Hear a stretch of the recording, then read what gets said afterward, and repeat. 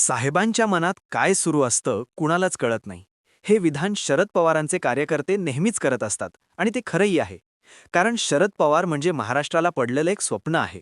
राजकारणातलं एक कोड आहे आणि एक अनप्रेडिक्टेबल व्यक्तिमत्व आहे. केंद्रीय मंत्रिपदापासून ते महाराष्ट्राच्या सत्ताकारणातील अनेक महत्त्वाचे निर्णय घेणारा नेता म्हणून त्यांची ओळख आहे. दरवर्षीप्रमाणे 12 डिसेंबर हा शरद पवारांचा वाढदिवस. पण यावेळी परिस्थिती वेगळी आहे.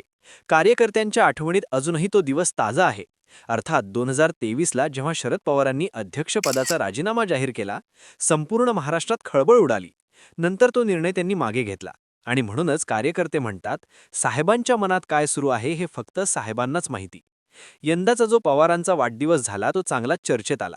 कारण दिल्लीमध्ये चांगलीच मोठी डिनर डिप्लोमसी पार पडली. पण खरी चर्चा झाली ती एका गोष्टीवर. अजित पवार आणि शरद पवार यांची एकांतात झालेली 20 मिनिटाची भेट. आणि मग राजकीय वर्तुळात लगेच प्रश्न उठले.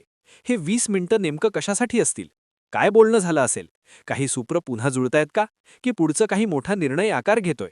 आणि म्हणूनच या व्हिडिओच्या माध्यमातून या भेटीमागं, या 20 मिनिटामागं 3 शक्यता आपण बोलणार आहोत. नमस्कार, मी वैभव. या प्लस स्वागत. आता सुरुवातीला नेमकं काय झालं ते सांगते.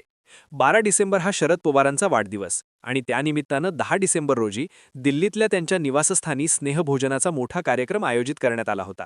खास गोष्ट म्हणजे या कार्यक्रमात फक्त पक्षातील नेते नव्हते, नातेवाईक नव्हते, तर आघाडीतील युतीतील नेते होते.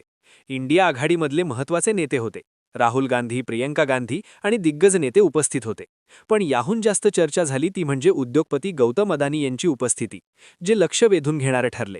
आणि आश्चर्य म्हणजे अजित पवार गटातील नेतेही या कार्यक्रमाला उपस्थित होते.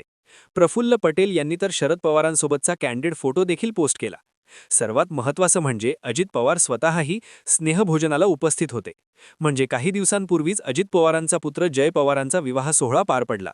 त्या लग्नाला पवार कुटुंबातील अनेक जण उपस्थित नव्हते. पण महाराष्ट्रात हिवाळी अधिवेशन सुरू असतानाही विधानसभेचं कामकाज संपवत अजित पवारांनी दिल्लीला हजेरी लावली आणि दिल्लीला शरद पवारांच्या स्नेहभोजनासाठी पोहोचले.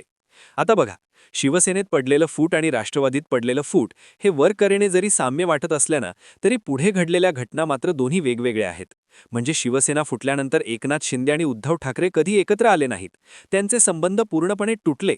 पण दुसरीकडं कुटुंब वेगळं आणि राजकारण वेगळं. या कारणावर दोन्ही पवार सतत भेटत राहिले.